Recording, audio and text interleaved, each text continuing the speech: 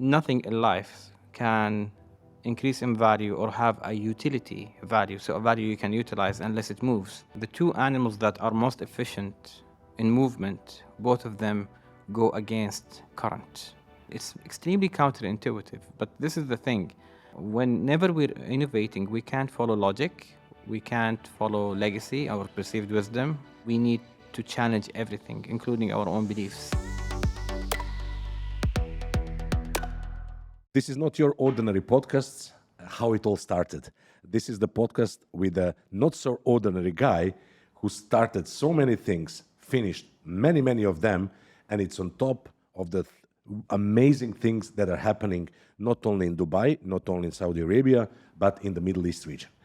I have with me Jamil Shinawi. Jamil, hello and welcome to the Change Officer podcast.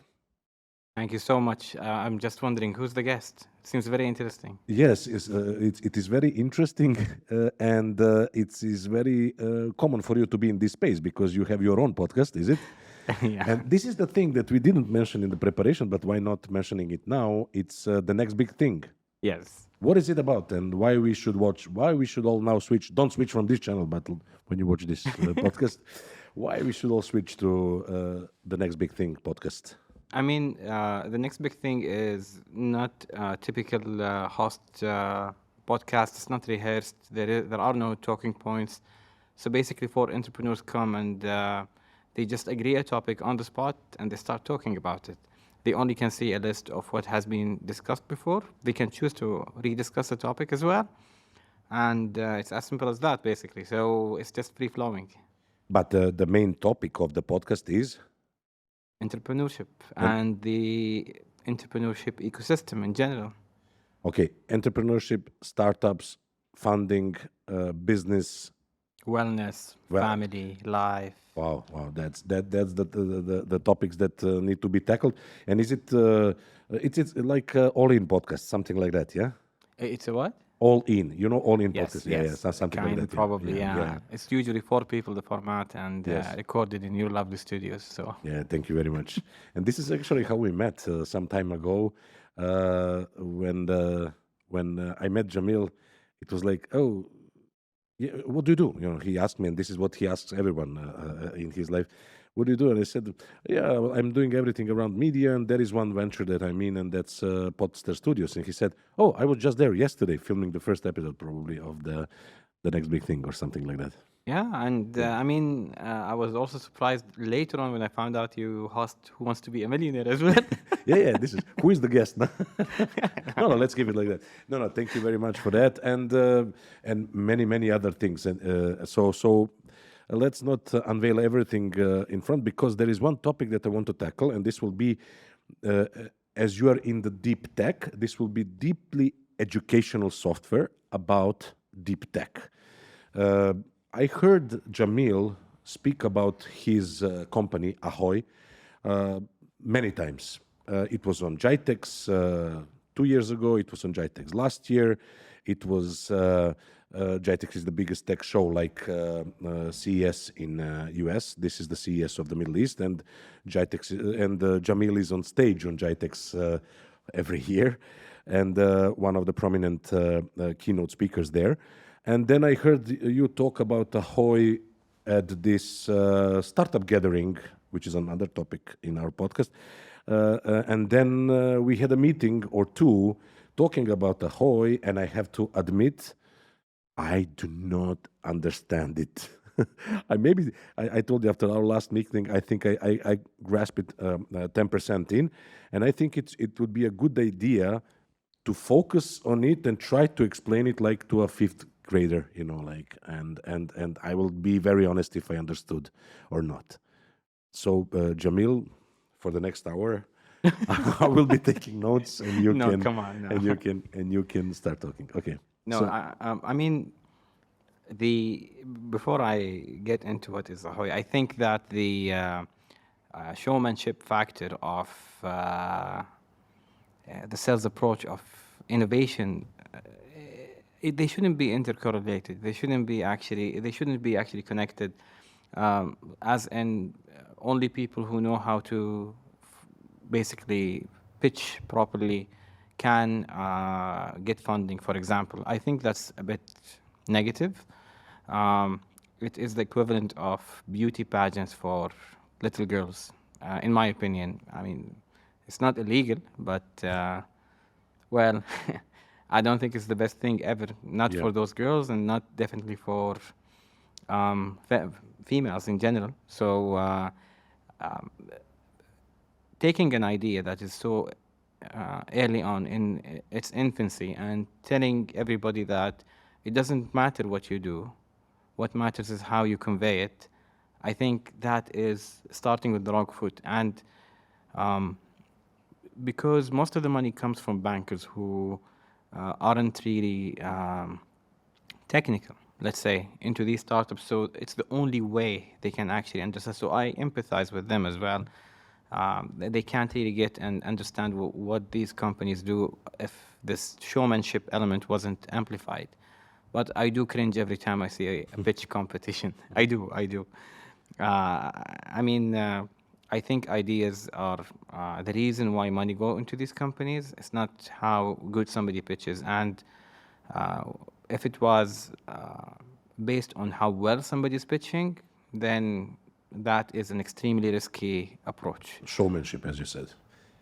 But also, when you mentioned that the bankers or finance companies, fintech or other companies or VCs are investing in the startups, you mentioned in one of your keynotes that even Google was not understood until the Series C or D.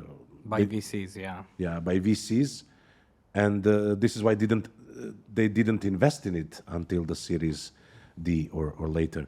So that was the deep tech behind what everyone perceives as a search. And AHOY is somewhere there when it comes to movement. Yeah, you're right. So basically, I'm gonna explain why is it called AHOY and how deep we thought about this. Again, deep tech, you know. Deep tech, deep thinking. Yeah. So yeah, so it's a bit philosophical. We come with the fundamental belief that nothing in life can increase in value or have a utility value, so a value you can utilize unless it moves. So even if we buy this bottle of water right now online, although you paid currency to it, and we can put a nominal value to it in currency, but it actually values zero to you unless you physically have it. So it needs to move. And everything in life does increase in value only if it moves, even animals in the wild. And Like photons. well, yeah. Even light has to move to actually, for us to perceive its value. I don't want to delve into a very deep philosophical discussion into consciousness and stuff like that, but let's just say that nothing moves also without energy. Whether you need to consume that energy to generate the movement, or whether you are creating energy by moving, or whether you're wasting energy in the form of heat, friction through heat, whatever it is, there is a lot of energy that goes into movement. And if we know anything today, energy is money as well. So back again to the same circle of agglomeration of value that is compiling here. We think that we haven't been thinking long enough about this, but if you look back in the 60s, there was a lot of research on animals and which animals move best, energy to distance. Efficiency. Yeah. Exactly, efficiency. And it's actually one of the studies quoted in one of my favorite books that inspired AHOY, which is known as, the book title is called Energy and Equity by Ivan Illich, my favorite philosopher. And what's ironic is that the two animals that are most efficient in movement, one is flies and one is water, but both of them go against current. The salmon and the condor, and they are the most efficient. And it's extremely counterintuitive, but this is the thing. Whenever we're innovating, we can't follow logic. We can't follow legacy or perceived wisdom. Even sometimes we can't look at previous research at sometimes.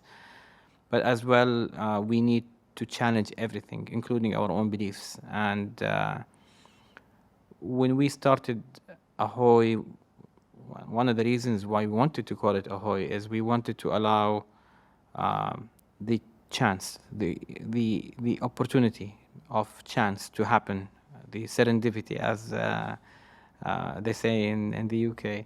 But what we've done is we looked at different stories, and there is one that stands out, literally, and that is of Graham Bell, who insisted on saying ahoy Yeah. on his phone call. Ahoy. And Ahoy. ahoy, exactly. And I think ahoy is still hello in many languages. Yeah, yeah. Check. Yeah. Yeah. And what ahoy does basically is we, just to extremely simplify it, we are the technology that you can build with. Anything that has to do with movement. So just like how you would go and use HTML to build a web page, and that is a front user-facing page that I can see with my eyes and click on the user interface.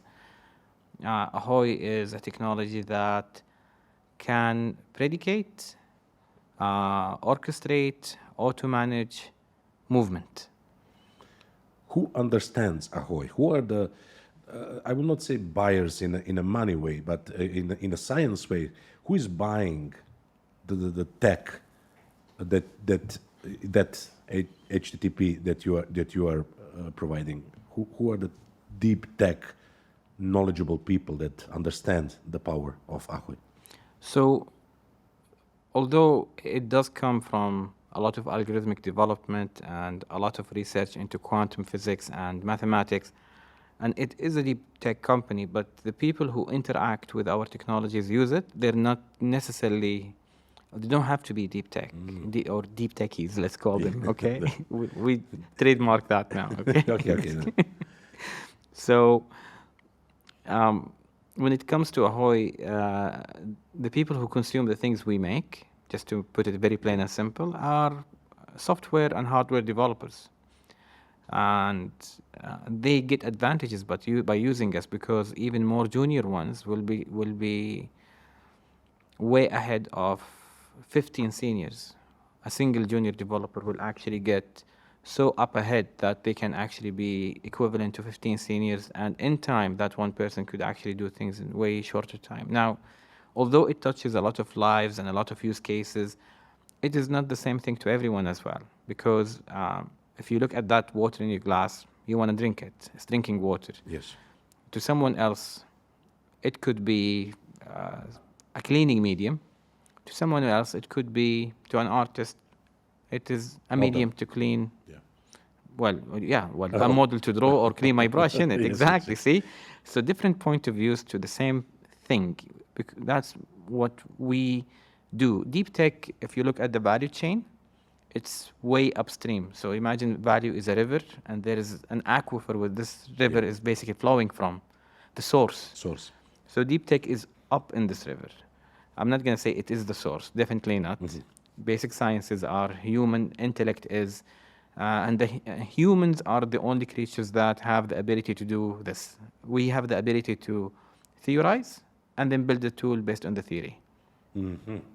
And make a judgment on it and then create something out of thin air. Exactly. And this is why the human just walking on their feet, they're not very efficient in movement, energy-wise. If you compare even kilocalorie to BTU, energy-wise, the car is more efficient than us walking. But put a human on a bicycle, and somebody came and theorized the concept of a bicycle, of motion going from circular to linear direction, and that's it. The human becomes the most efficient creature in movement. And contrary to a lot of belief, if we compare energy, and energy is universal, aircrafts and cars, fossil fuel cars actually, are extremely efficient in movement energy-wise. Now, I'm not talking about any environmental footprint here, Yeah. just so we don't get trolled. Please don't troll me. And I have my opinions, but No, that's. I'm sure that there are a lot of calculations and miscalculations there about the footprint of the engine, oil engine cars, and also the electric cars. But let's not dwell into that. Can you tell me, on the level of a fifth grader, who is that junior developer that you just mentioned? Where is he working? What is he working, and who is his boss that understands that he needs this kind of tech? so I probably mentioned junior developer as an extreme, but there are a lot of people Yeah. who write code who aren't developers and people who use no code as well. But there are a lot of senior developers and engineers and even specialists who are not developers that actually, or not coders even, who actually still use our tools. Pick one, any. So, I mean, the array is so huge, and sometimes we even don't know. This is the truth. Because, again, it's just like that glass of water. Anybody can have a use of it, for it, and it's extremely agnostic. So, but just to give you examples, Some example, yeah. people who are in field ops, field operations, like whether it's like a city traffic or police patrols, ambulance, airports and travel hubs and shipping and logistics hubs, people who care a lot about wildlife and environmental management. The science of movement is a science that is not new. Starting from 1820, it formulated itself as OR, Operations Research, and unfortunately, as most potent sciences, it was used for evil, of course, and this is basically the reason why Hitler took Europe with the SS. And if I may quote Winston Churchill, he said, "If you win logistics, you win the war." What he meant by logistics then is not your, parcel Transfer, coming, yeah. to the door and signing it. He actually meant the wider definition of logistics here, which is the excellence in operational management. Can you dig deeper there about how Hitler won the beginning of the war? Luckily,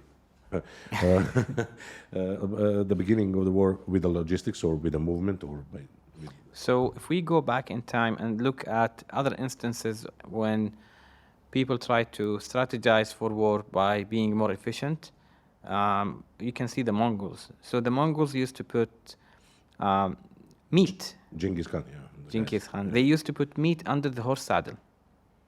So they never have to stop for cooking. So the horse saddle would have friction against the horse, and this way the meat would cook only by friction. They didn't have to carry wood for fire to cook. They didn't have to stop for cooking, and it's just reachable there under your saddle.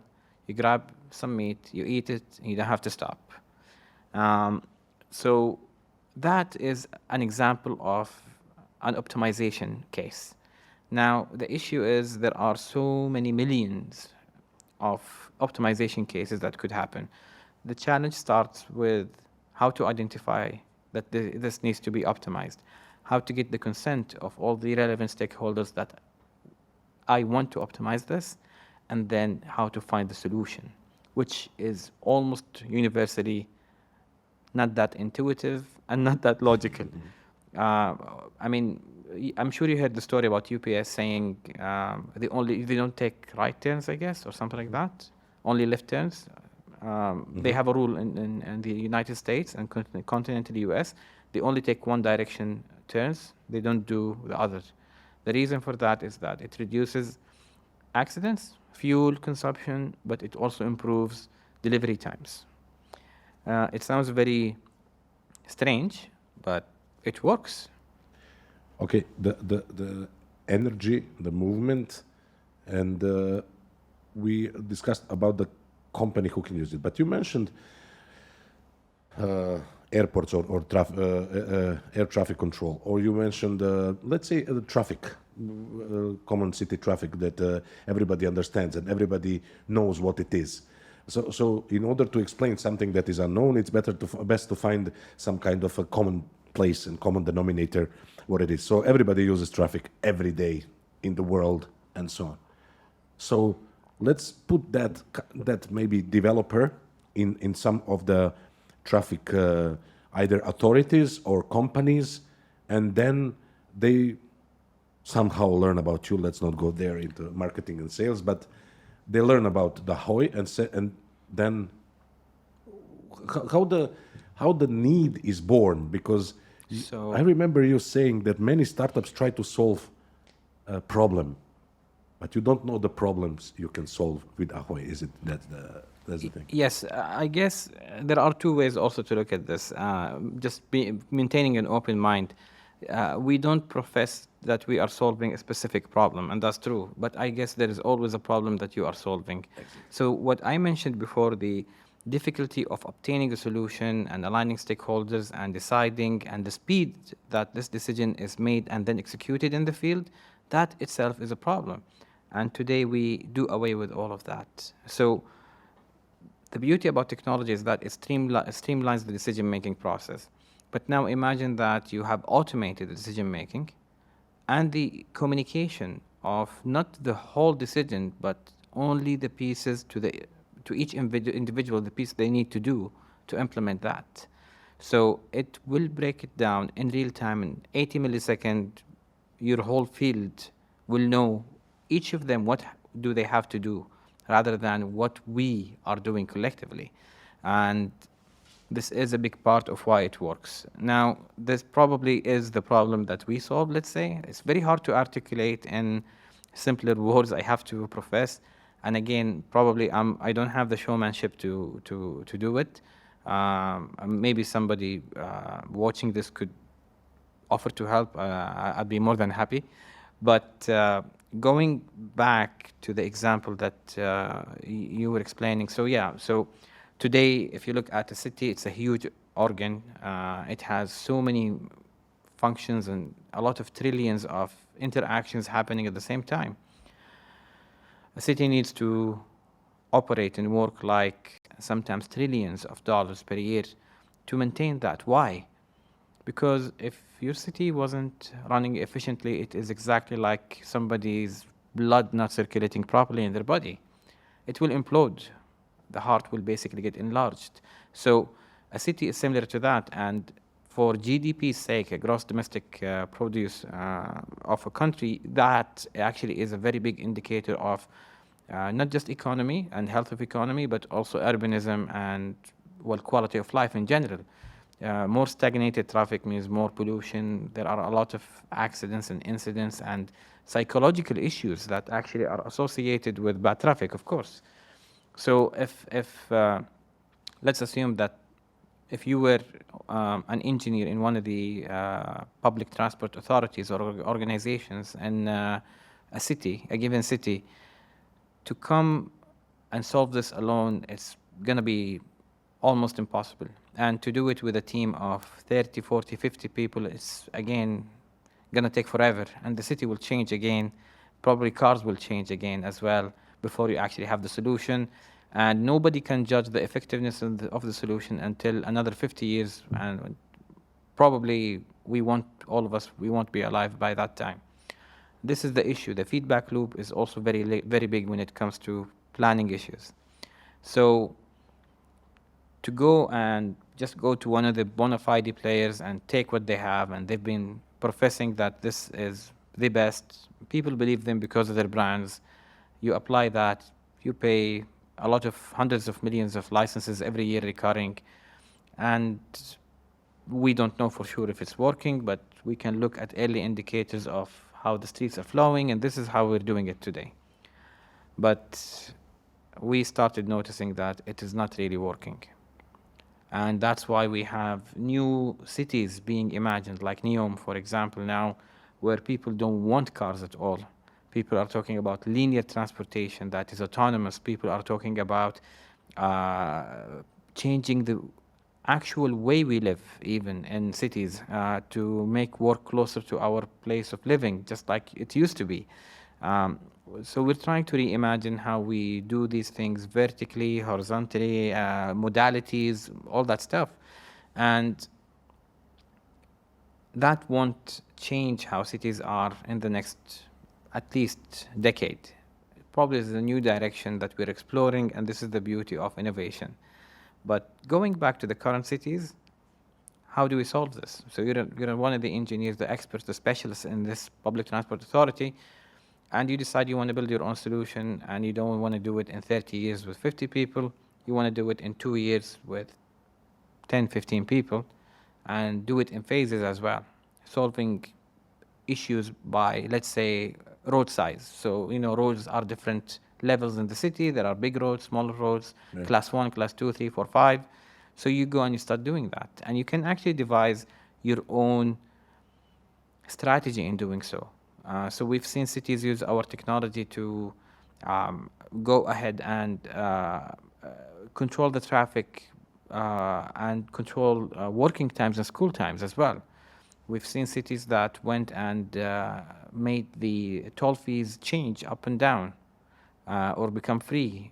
There are dynamic policy is what I'm talking about. So some cities chose to go with the dynamic policy route.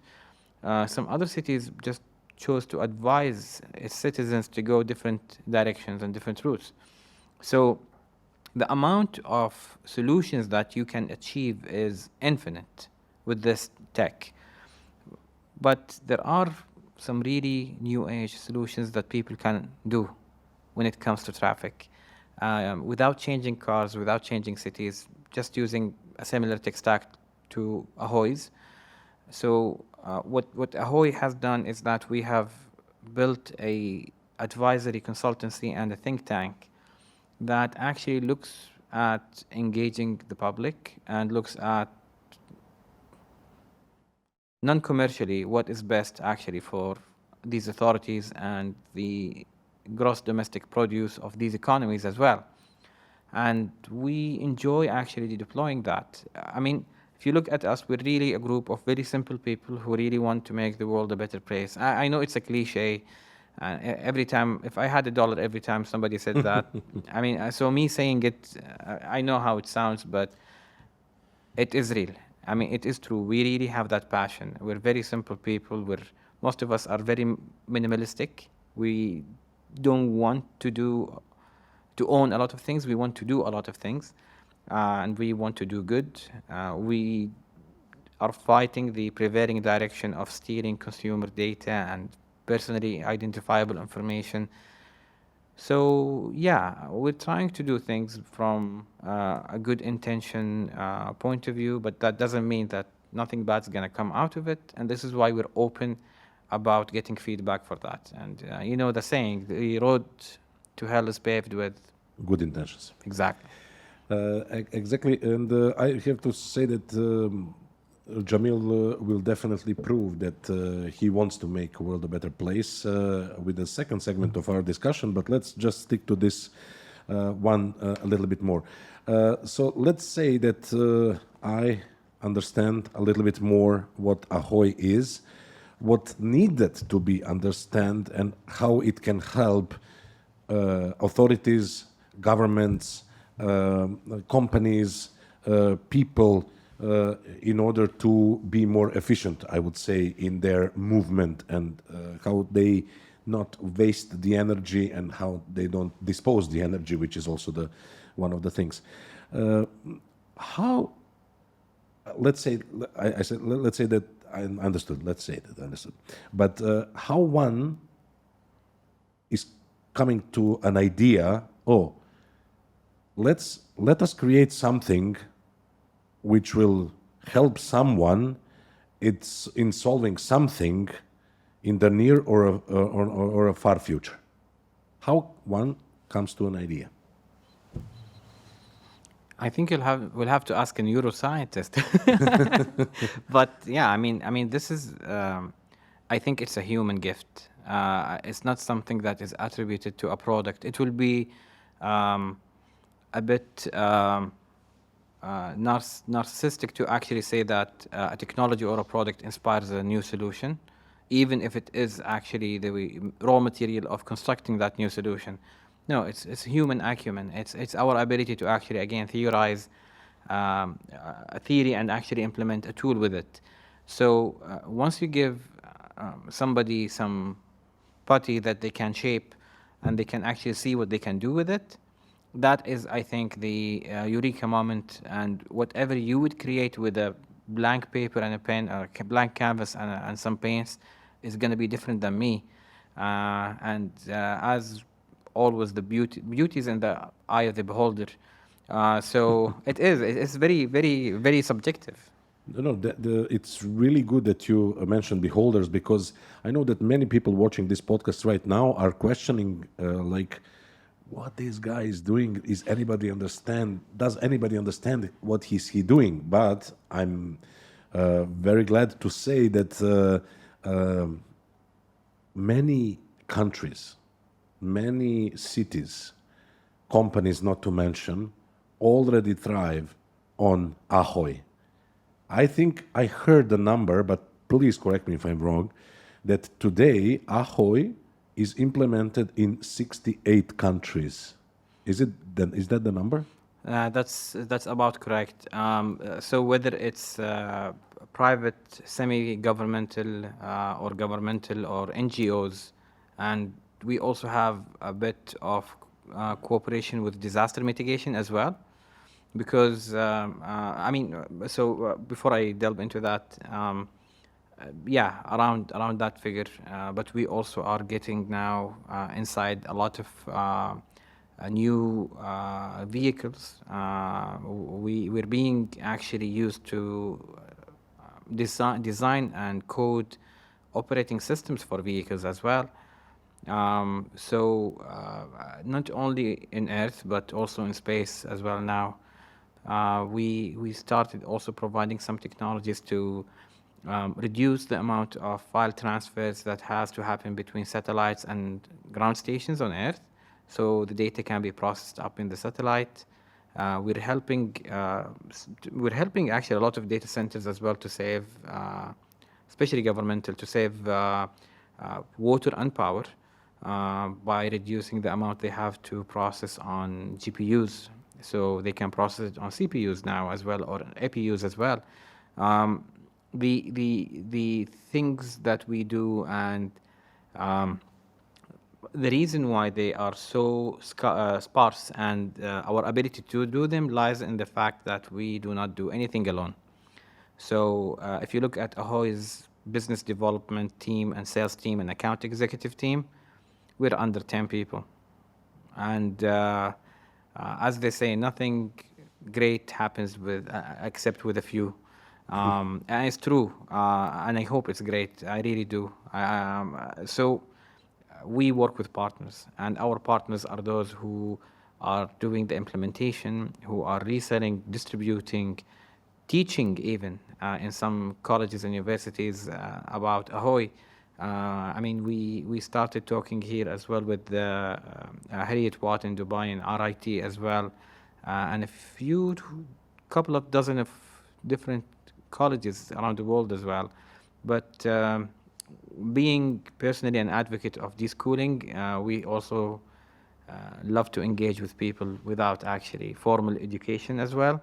I think at our age and time, you don't have to go to school to actually obtain knowledge. I do. I actually believe that. So, yeah. Yeah. You mentioned that your beholders or the partners in the project, as you said, you cannot do anything alone. Truly believe that you want to make a world a better place, and I mentioned that, you mentioned that sincerely, and I have to confirm. I met Jamil as one of the, how do you say it, founders or starters of the community. 2469. 2469. Is it 2469? Is it 2469? Yeah, 2469. Which is really, and I can truly confirm this, is making the world a better place, because I'm telling to all my friends around the world in startup ecosystem about the beauty of this community, which started not that long ago. Like it was in December 2022, because I don't know when people will watch this podcast. But it was December 2022 where few friends sit around one table and started discussing the startup ecosystem and started talking about the pain points and the solutions. And that community or the thing grew from few people around one table to the number of people that have to register for the next meetup because the spaces cannot hold that number of people. We are talking about 200, 300 people plus. And the community is 500 or more people in the startup ecosystem, but not only startups, venture capitals, incubators, the people providing services to the startups. I told the story in general, but please start from the beginning. I mean, by nature, I'm not a very social person. I'm actually quite antisocial, and it wasn't very intuitive to me to start this, and it wasn't my idea as well. But we were sitting and we were debating, me and 3 or 4 different people, and we were sitting in a coffee shop, and we were debating why we don't have the makings of a good ecosystem. Why could it happen in Silicon Valley, for example, or in Israel, or in Berlin? Berlin is quite close to what Dubai or Riyadh is today, or Jordan, Amman, but not far off. Why we don't have that? What are the makings of success, basically, to good innovation in the corporate format to attract brains, capital, money, everything? So, being theory loving, I started theorizing about, different theories that are out there, from spillover effects and agglomeration effects and network effects, and we started debating about all these things. We found out, and some people were attributing it to culture and freedom of speech and access to funds and even equality and financial equality. So even the topic of gender, of course, has to rise up when such a discussion happens. At the end, we were quite all sure that the only difference is between here and everywhere else is that people are working together. There is a food chain. There is an ecosystem of sorts, and we don't have that. And you just get desensitized to the word ecosystem because it's thrown away a lot, just like AI or impact or nanotechnology. Or making the world a better place. Or making the world a better place, indeed. I mean, it just loses its value because it's just used again and again. It's like also the words organic and fresh and sugar-free, right? But yeah, it's true. So what we decided, what we will do is that we would just behave the way we want things are. And we just started helping people selflessly. No quid quo pros, nothing in return. Bring a few founders. And we said that if every week we met another founder, we shared what we know, shared our network without anything in return, something would change. I can really confirm, and I have to mention our dear friend, our flying friend, Andrea Giannini, Andrea Giannini, ex-Volar, which actually is making, as I call it, Iron Man suit. He's making people fly, and he was an amazing person, personally on the mission. When I met him, he was like, when I was in New York, he was like, "Oh, you have to meet this guy. You have to meet this guy. You have to," without asking anything in return. And I really feel that world is that kind of place. We don't have to make it better. We just have to find people like Andrea, like Jamil, or people around that. It's contagious. It is. It is. And always in the business world specifically, it seems like it is different, but it's not. When people come and reach some level of the development of their company or their personal wealth, then they realize, oh, I have to return. I have to go back and give the legacy. But why not start immediately? Why do you have to wait to become a billionaire or a millionaire, 100 millionaire, whatever, to be a good person? If you are a good person, you can do it immediately. I mean, forget if we forget for a second that currency, 100 million. I mean, we're kids, all of us, really. You know, we really like to show off against other kids. If we the teacher gave us like a star or a recognition, and at the end of the day, we're really all the same. And the thing about technology is that, I mean, real technology is typically borderless and it's global. And humans, we all bleed red. We're all the same as well.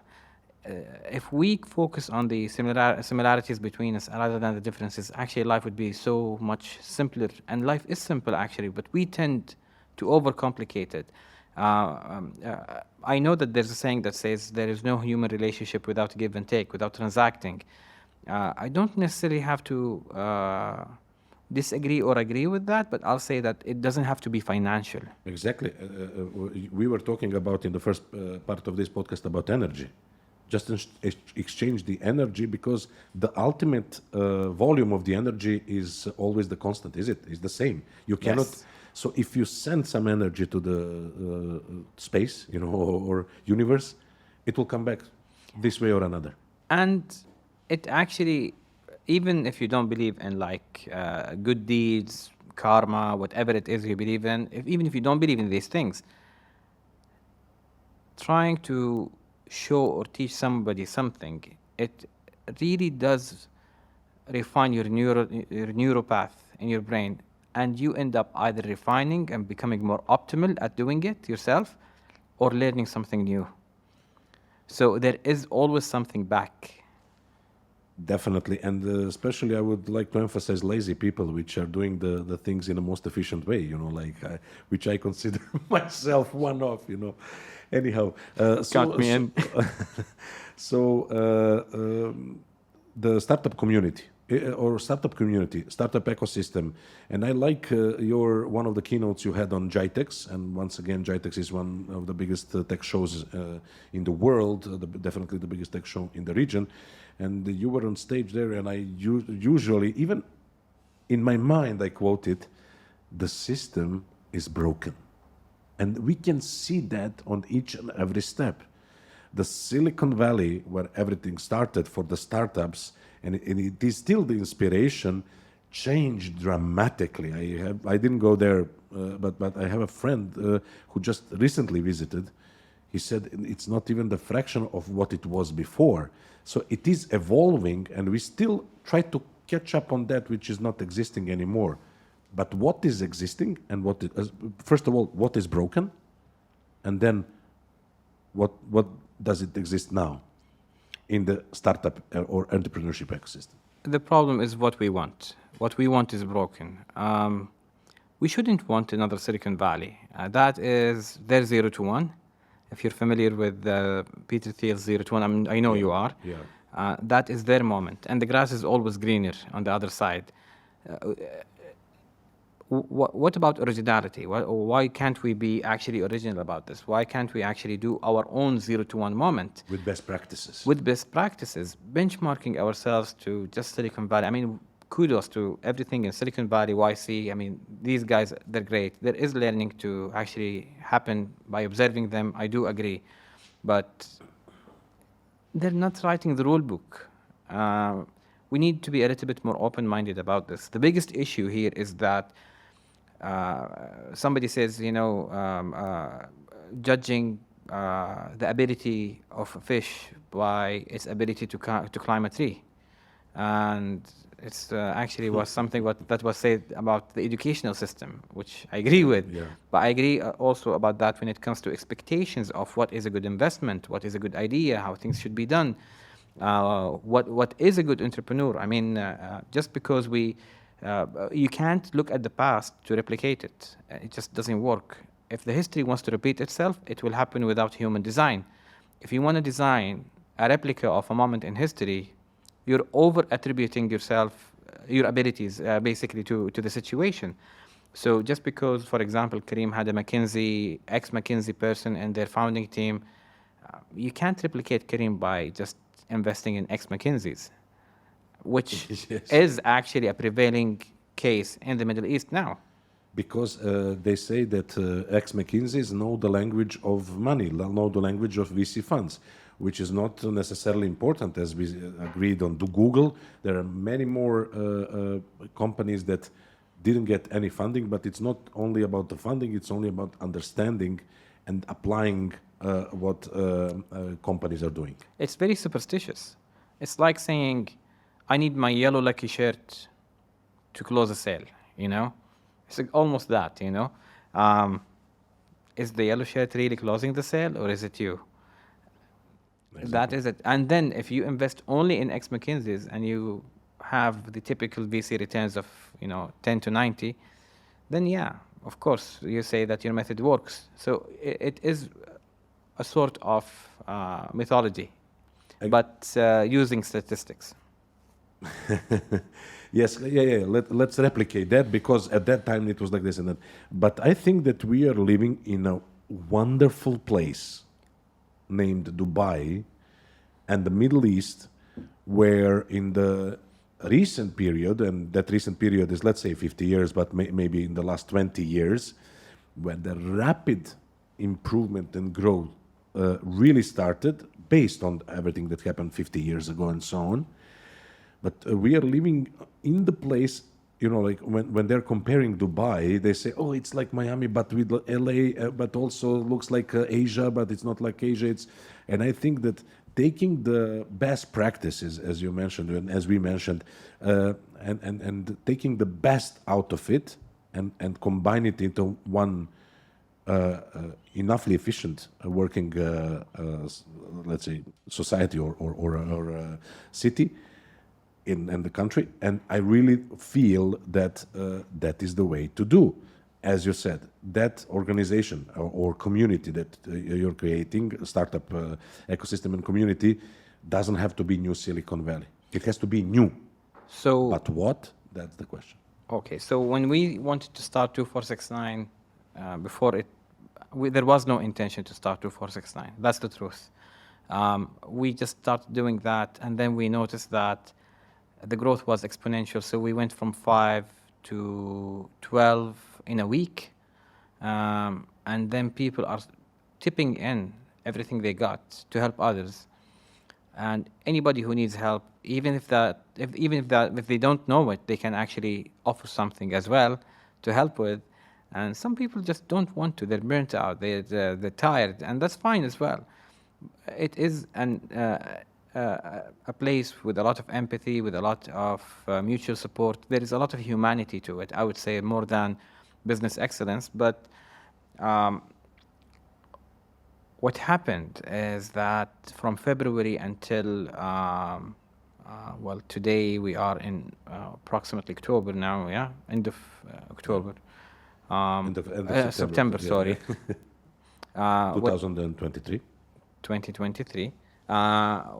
We are not just 2,000 people in Dubai. We are as well, Andre in New York, he has a few, at least I think a couple of dozen people attending a similar meeting. It's extremely low-key in a coffee shop. There is no payment to attend. There is no barrier to entry. These meetings have the complete collection of everybody in the ecosystem, whether they're being closed in early stage startups. You got a similar initiative as well in Riyadh now. There's a similar one in Berlin. There's a similar one in Korea as well. And it is not a franchise. There is no business model. And the whole goal here is to actually come together as humans, remove the differences, and really build a better tomorrow. I probably have this very unpopular opinion, but most big tech is bad. Even if they don't want to do evil, they're doing evil. And again, this is what I mentioned before. Anything that is disruptive, any new technology can be used for evil will be used for evil. Any man-made system will fail as well. These are givens, these are rules. So when big tech is dominating and they want to survive, they want to stay sustainable, it eventually will actually spawn to become something that is oppressive or tips the scales of equality. And this is the stage we're at.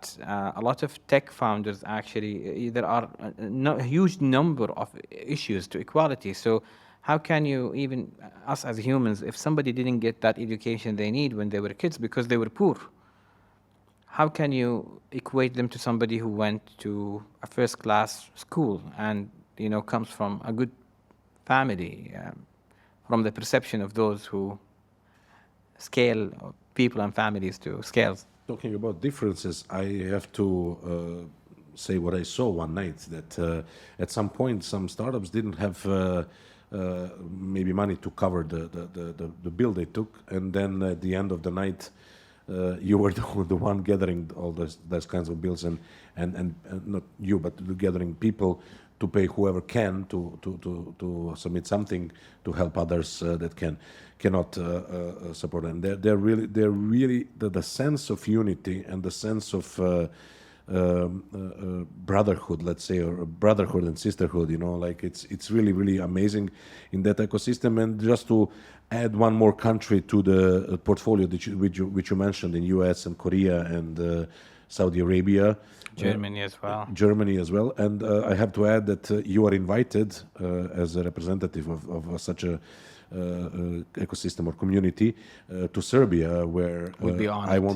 I would love for you to spread the word and help people understand that it's a community of a good people for a good people with a good people, and something good will definitely come out. There And isn't it one is- place yeah. in this world that lacks good people. There isn't one place in this world that lacks smart people, innovative people.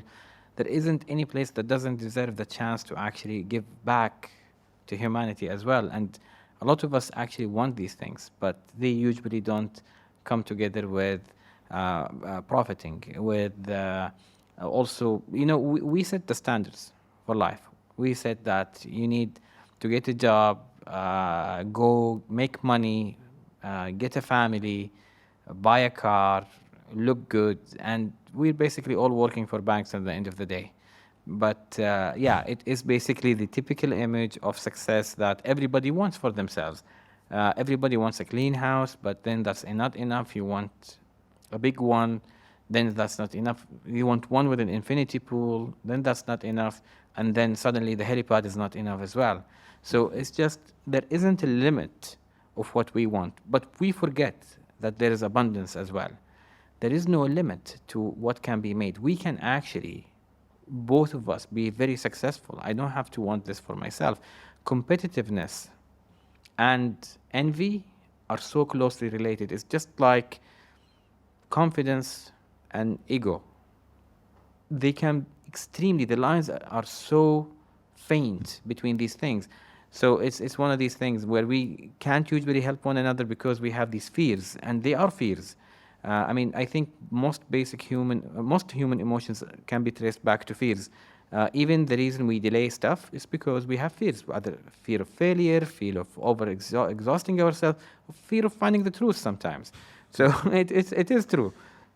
But it is a really nice community, and as you said, a lot of people are joining and around the world, and that's really nice. And I know that also one thing that is, there are some people having really late stage startups or companies even that gave their services for free into the community. And just supporting the community, which is really amazing and beautiful. I think the biggest product of the community is a shift of thinking and culture. Because even if you look at AHOY, a big part of our culture, and if you read our culture book, which is in our website, not a promotion, but Please don't. Big part of the culture is that we try to take people who work with us, and I don't say employees, and I don't say work for us, because that doesn't exist in AHOY, genuinely. We try to take them, and their career path is to actually go and become entrepreneurs. So it's not for everybody to work at AHOY. I'll be very honest with everyone about that. And yeah, it's a very small percentage of the population that we can actually take. And yeah, that probably is why we have a lot of turnover very quickly as we hire. People think they want something, but then they don't want it. And at AHOY, we don't want people who are entitled. And employment is an entitlement. And I think entitlement equates to limiting your abilities. So you basically get this portion of food or money or resources against this much very fixed effort. Abundance and human potential is much bigger than that. We want to spin off team members to become their own entrepreneurs. And this is our message, and we've done that successfully 61 times so far. So there are 61 people out of AHOY who have co-founded or founded with other co-founders from outside or solo founders of different companies across the globe. They want to go back to their home country or not, that's up to them. And most of them are community members as well. So this was one of the things that also facilitated more and more the growth of the community. But by example, other companies have seen that, and it is beneficial to your company to do that, because if you're a startup and you are deep tech or you are offering something that could benefit other companies as a component, if you're a B2B company, let me just state it very simple and clear, you will benefit from such a model. It's better than corporate venture capital. It's better than CVC. Build champions from within, teach them to go hunt themselves, break the chain. Why we all have to work until we retire. Some people choose to do that. There is nothing wrong with it, trust me. But some people can't do that. I mean, I tried doing a job. It was my most miserable phase of my life when I worked for others. I want to be out there. I want to work 18 hours a day. I don't mind. I want to work 7 days a week, but I can't work within a monolith. It just doesn't work for me. Some people are like me. Some people can choose, and they have the flexibility. They don't necessarily need to choose one. But if that's something that fits with you, but the only issue is that you weren't born rich, the requirement needs to change. Being born rich should not be a reason. And again, there is nothing wrong about being born rich as well. Nobody chooses what they are born as. I've seen people being ridiculed because they were born rich, and that's wrong. It's the same thing as being racist. It's the same thing as being ageist. There are things we don't choose in life. You know, our nationalities, our religions, where we're born as a geography. Like in some countries, you can't get a bank account just because you were born in X country, just because it's your place of birth. So how can you fix that? You can't. That's it. You're doomed forever. So there are equality issues in life. I understand where the issues come from, but we need better methods. And technology is definitely a segue to that, but technology is not enough. We need to change. We need to be the change we want to see in the world. We have to be the change and start giving first without asking anything, because I remember Deepak Chopra said, about the abundance, because you mentioned that word a lot of time, whatever you want in life, you have to just ask. It's already been given to you. If you are working 9 to 5 and you never ask what is behind that, you will always work 9 to 5. But if you ask and you start exploring, it will bring some motion, talking about motion, and energy into something that and definitely bring good. Jamil, when somebody starts for now something that, can we call it a non-profit, or without expected profit organization or community, that means that he already made many of his ideas or goals in life. You're young for what I will about to say now. When I was, what I heard was oh, Jamil did 9 startups. But basically the sentence is actually correct. Jamil did 9 exits out of 24 startups. Yeah. How you managed it? I don't know.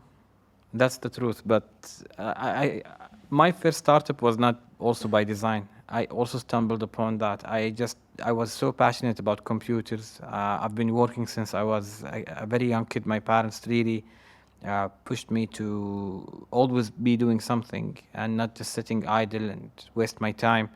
Um, but yeah, I basically created a computer accessory, and it, I didn't have a company even, and they told me you need a company because we want to buy it.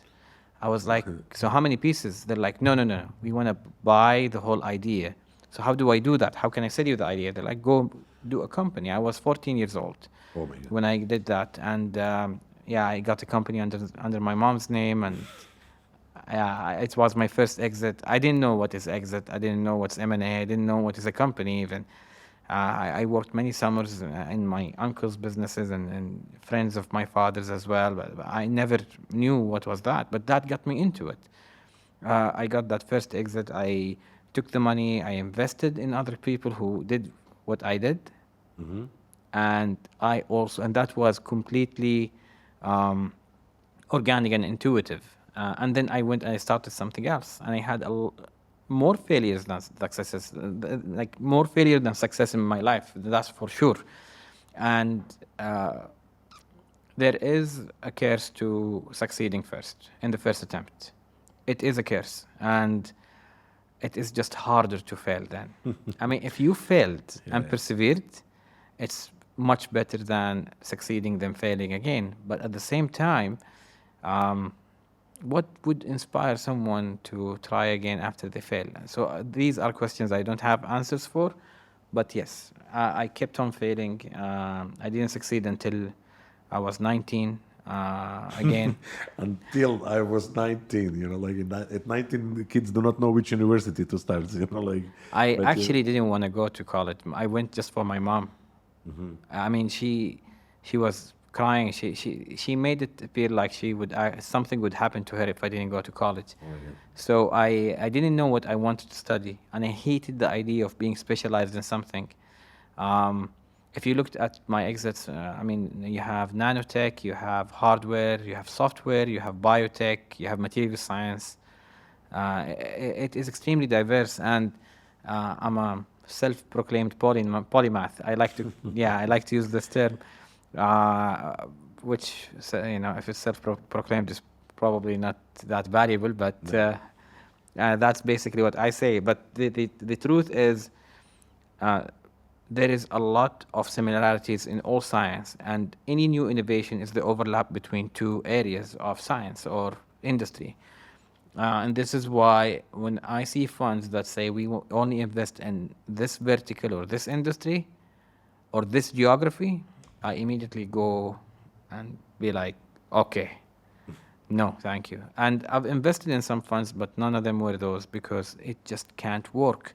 I've seen funds that are based on ethnicity. I understand when it's about an ethnic group that is unfortunate, that's fine. But if it's based on ethnicity that's mandated like by nepotism, geography, or bigotry, I just shy away as well. Why? Not because these things are not non-PC and bad, but also because I have never seen anything good in life built by bigots, ever. I actually want to see one example of that, and I couldn't. And even if they had good ideas, they just won't scale. And a lot of great inventions survived wars, but they were probably built for the wrong reasons, but then they survived later on, but they wouldn't survive on that status quo. So why invest in that?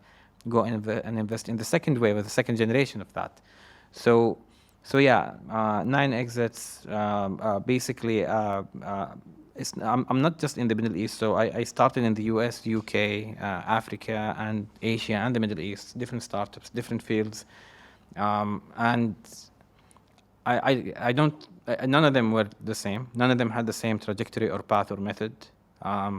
All 0 to 1s, and all with great people, not alone as well. So yeah, I think Calvin Coolidge says something about perseverance. He says the only thing that works is basically press on, persevere.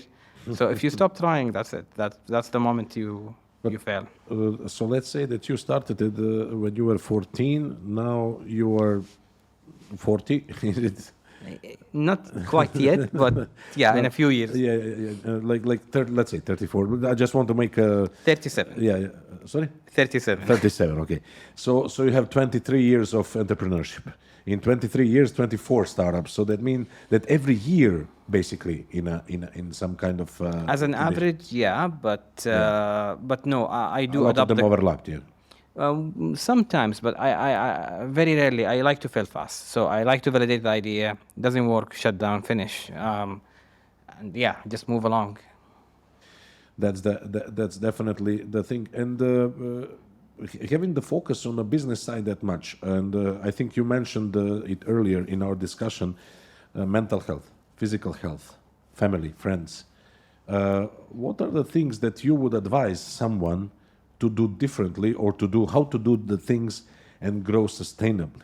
As I think the old American dream, being a millionaire now, it's ridiculous, but being a billionaire and so on is also becoming even more vague as people turn to the mental health, physical health, and well-being in general, or as they say, love the journey. So, what would your advice be on someone who is multi-potentialite as you are, has a shiny object focus, but what are the things that people must not forget about their being a human being? So we tend to think in compartments, especially men. We're very good at that, but I think we all do. And I don't think it's necessarily good and healthy. The reality is they say work-life balance, and I think there is no such balance. It's just waste of time to actually try and achieve that. You have one life. Simplify it, and it's just one thing. Don't put relationships on strain. Either lose them completely or have them organically. It just can't, you can't let yourself go. If you don't possess something, can you give it? The answer is definitely no. So if you don't have happiness, if you don't have health, how can you give these things to the ones you love, even if you love them and want to give them? So of course, everything I preach, I have done wrong. I can assure you that. Not once, even more than once. I've had goals that were wrong. I had plans that were wrong. I lost a lot of friends during my life. I've lost a lot of family. And I'm not talking death here, just lost people, because either it made me miserable or made them miserable. Sometimes it is wrong to hold on to some things. You need to look at what makes you happy and then make it work for those around you. If you can't make it work, then that's it. You have reached your limit. But it's not about balance, it's about continuity, sustainability in a way. I have stopped exercising for the last, I would say, 8 years. And then I started again. I just lost 50 kilos or 55 kilos so far. I feel so much better. If you look at the dietetics video, I was like a little bit more. The thing is, when I was starting AHOY, I just completely lost myself. Completely. I was coming out of a lot of hardship. Things haven't been always great, even if I had a multi-unicorn exit, but also the same guy who actually been homeless a few times. And I'm not talking homeless for a night, had to sleep in my car, bad planning. No, like proper homeless. Bad teeth homeless, as I like to call it. The kind of homeless that results you with permanent dental issues. So this is one of the reasons why I have a lisp, by the way. I like my teeth aren't that good, but I mean, would I change anything going back? I would really say no. I think that I'll be always happy wherever I am in life, because the good and the bad things that happen to us are the things that shape us. And then it is the reason we can afford to even look in retrospect onto ourselves. I mean, if you can actually stop and look back at yourself, that is a blessing. Because if you can afford that moment, it means you're okay. That's a true blessing. And when you say, we were discussing, I think we were discussing about conformists and non-conformists. Yes. In a startup world, ex-McKinsey is going into the pitching the ideas of few million, and so on, and everything started. And for some people, even the richest in the world, is still about non-conformist approach, like Elon Musk is saying that he is doing, sleeping in an office, don't owning too much property, let's say, for his wealth, but always trying to innovate, trying to be that 0 to 1, or at least 1 to 1A, like three pivots and so on. I mean, listen, I love Elon Musk. I love the things he's doing. I love a lot of the things he stands for. But me personally, and I don't think we should value input and work more than output and results. I don't think we should put an example of I worked late, I worked hard as something glorifying, because then it becomes more important than the result of work itself. I don't believe in martyrism. I always speak about being a martyr, I mean, if you will die for your goal, then your goal is not going to happen. Yes. You just died. Yeah. It's the easy way out in a way, Yeah. So Quick. quick, and an excuse not to do it. Yeah. In a way. I mean, speaking just figuratively. Yeah, of course, yeah. But I just don't see why I couldn't maintain that balance, and I thought about it a lot. And my current logic says, I might be wrong as well, that it just doesn't exist. I don't think there's a balance. I don't think it can be achieved. And if it was a direction, I don't think it's a direction either, by the way, because why do I need to have a balance between these different things? Because they are not constant themselves. They change as well. But definitely, I don't care if I live long or not. I just want to live healthy. I don't want to live sick. So that is part of the reason why I started looking again at my health. And a big part of it is my mental state and emotional health. I believe it or not, I was extremely shy growing up. I mean, I remember when I had to open an account when I was 16, well, to put the money from my first exit, and I had that, remember those red things to take a queue number? Yeah. And my number is coming ahead. I'm closer and closer to my turn, and I felt my heart going to pop out my throat. This is how nervous I was. I just didn't want to speak to that employee of a bank. My palms were sweaty. I was almost dizzy from the anxiety of having to speak to someone, to the person I am today. So people do change, yes. We could become better. We could devise devices and tools and methods It's to... a skill, Yeah. But at the same time, what did I lose from being that person to today? You can't gain something without losing something, even if it was just time and energy, right? Yes. What AHOY is all about. Exactly. But is it a fair exchange? The answer to all these questions is I don't care. I just care about now, today, and ahead. The only reason I would look back is either for lessons or basically for memory and nostalgia. Yeah, that's a beautiful saying, but as you mentioned, the future, and we discussed three things here. One is AHOY, the other one is 24/6/9, and the startup community, and the third thing, or the first thing, is you. So by any order, or how do you want to want to proceed? What is it? What is the future for Ahoy and startup community and yourself? Where do you see the future heading? What would you like the future to be? Because you know what they say: if you don't know where you are going, you will get there. I agree with that a lot. I think you just like in life we should just maintain a north star. Any ironclad plan would basically be a futile effort to actually. I mean, we can fantasize, of course. Yeah. Why not? It's very Let's dream. Let's dream for a moment. yeah, Let's dream for a yeah. moment. Now, let's say Ahoy becomes what? I mean, Ahoy is already a company that's like doing real impact, and it's making its shareholders and investors happy as well.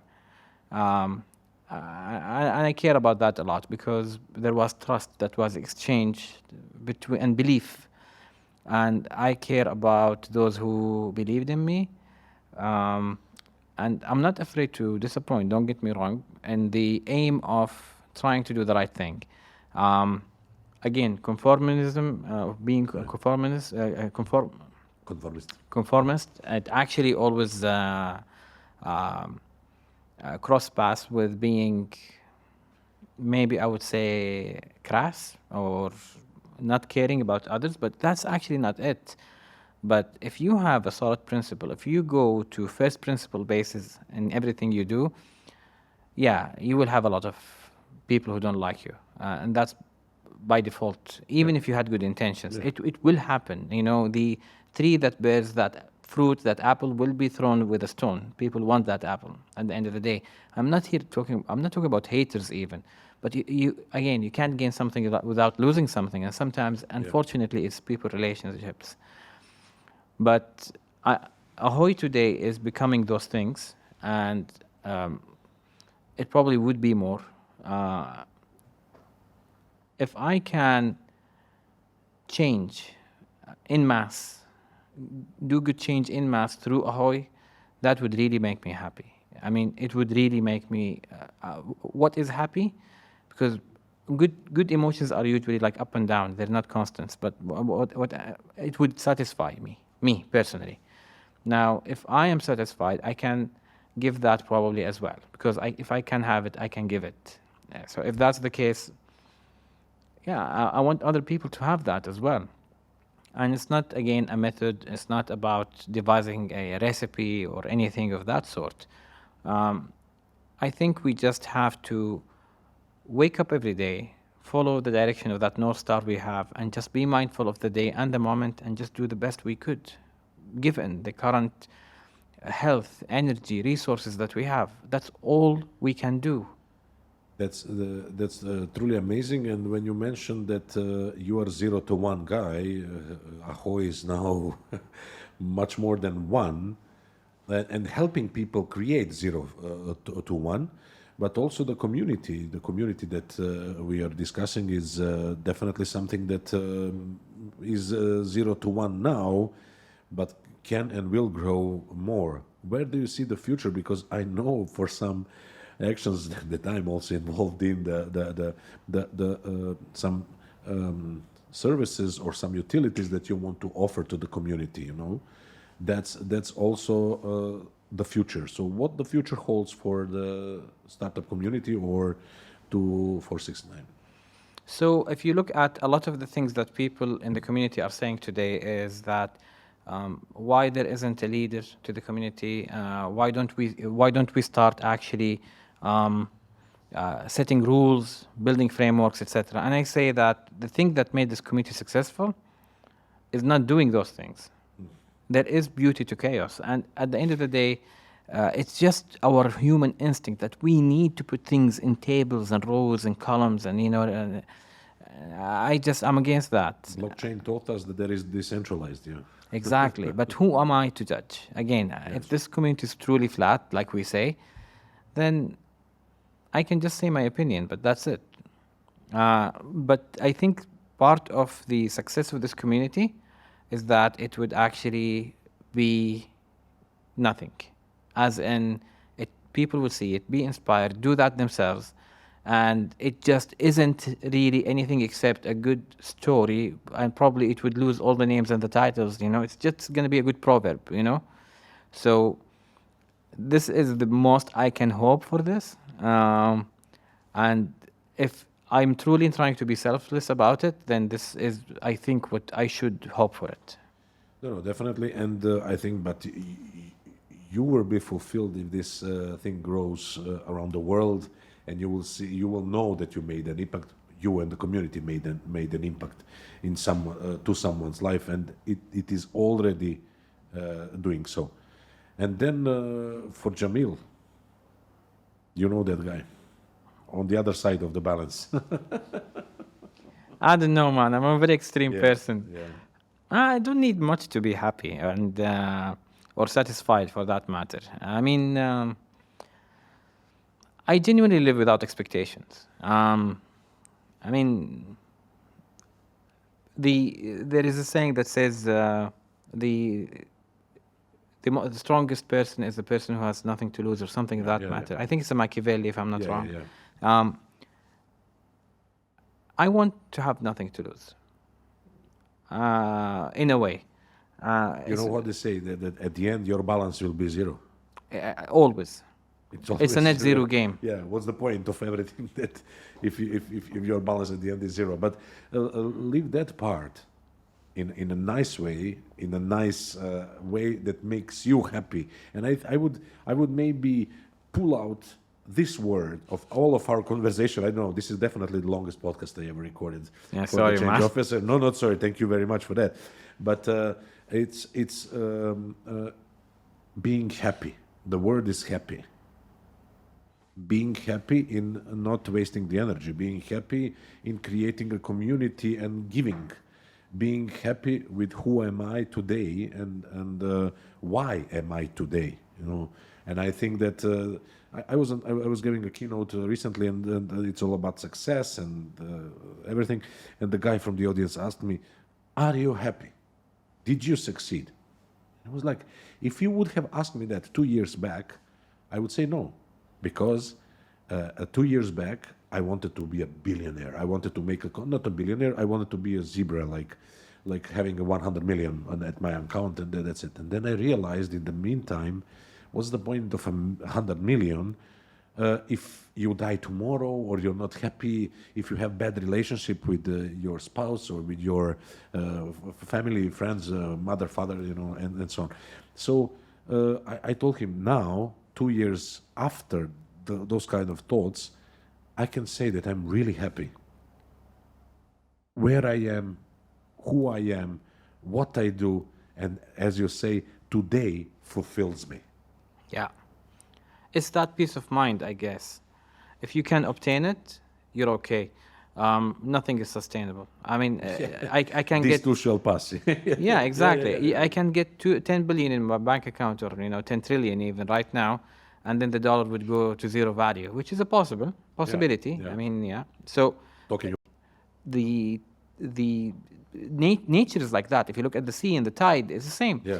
So not to be too philosophical about this. Please. Yeah, it's just about, I'm an extreme person. I want to live a bit on the edge. And I'm not talking here about jumping from airplanes and climbing Without mountains. parachute, Yeah, I'm not nearly Attar, mashallah. Yeah. This girl is like, she's amazing. She when she climbed, Everest, but I can't probably get to the bottom of Everest if I wanted to. Base camp. It's too cold for me, man. With the chopper, I live here. It's too hot here for me to go to that. But it's just, I don't want expectations. I don't want to mandate things that I want. I just want to do the best I could every day. I do have plans. I do. I have objectives. I do. I have very far aims. These objectives are extremely short-term. If I can do them within days, I'm happy. If I can't, that's fine. Objectives are not to be cried on if they haven't been achieved. Aims are never attainable. They're just your direction. Now, when it comes to goals, that's the thing in the middle. And I just consider it a more refined aim that I have to also work towards. I have no demands, nothing specific or quantifiable that I want. You would never hear me say I want to actually success is having a unicorn. I never agree actually, or success is exiting that many companies with this much money, or success is having that many kids, or I want that many kids. And some people say that when they're young. I remember when I was young, I said I want to retire when I was 30. Now, when I was 30, I actually could afford to retire probably. But then I became homeless after that because I didn't want to. But do I regret it? I do. I genuinely don't regret it. Actually, I actually celebrate it because I have done so many exciting things that gave me a lot of joy because of that. And I would do it all again if I had to.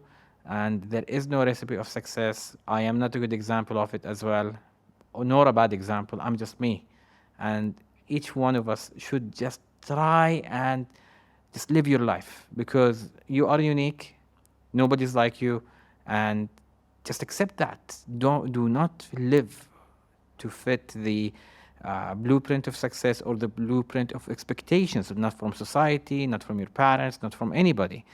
Yes, your parents are probably stakeholders you want to manage.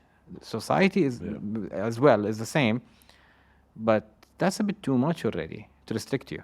So you need to navigate yourself around that, or just say, screw it all. I'm not gonna just, yeah. But I think that again, the conclusion is the same. Be happy. First of all, be healthy, mentally, physically healthy. Be happy. Be worthy, and then this is the true form of success. I know that people without money now watching this podcast is like, oh, it's easy for them to say they live in Dubai, look at the studio, they are probably rich or whatever, but obviously you need to have some kind of a level of security level, meaning I'm not talking about saving, I'm talking about your roof above your head or just but the longest study ever conducted in the world, which is still on, and it's done by Harvard, and it's the most watched TED talk on YouTube, and it says after 70 years of research, they concluded what makes people happy. It's meaningful relationships. Meaningful relationships. Yeah. And more, when you delve into that, you realize that it is true. There has to be, as a Maslow's pyramid is there. You have to have some kind of bread and butter on your table. That's definitely. But as you said, there is not ending to that. Clean house, big house, heliodrome, like whatever, and then you can dream on. There is no end to it, and you will never be happy.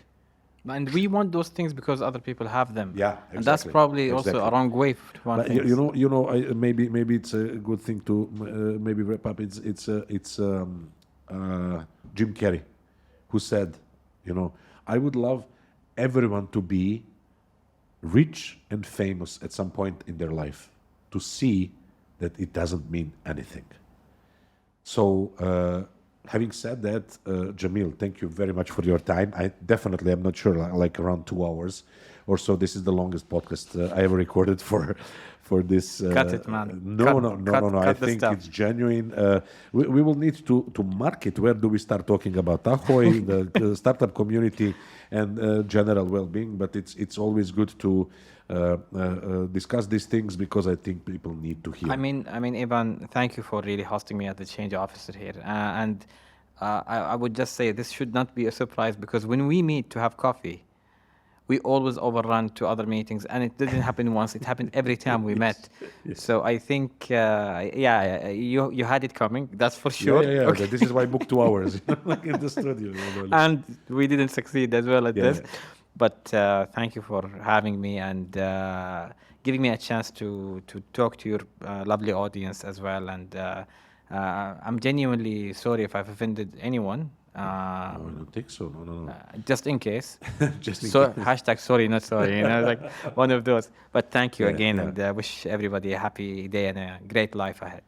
and let's start and let's continue spreading a good word around the world and talk about the happiness and healthiness and all kind of things that you stand for. Thank you very much, Jamil. Thank you, Ivan. And thank you very much for staying with us in this longest edition for my side of The Change Officer. Obviously, you know that we talk with leaders, and this one is the leader of, I would say, healthy and happy life. Stay tuned.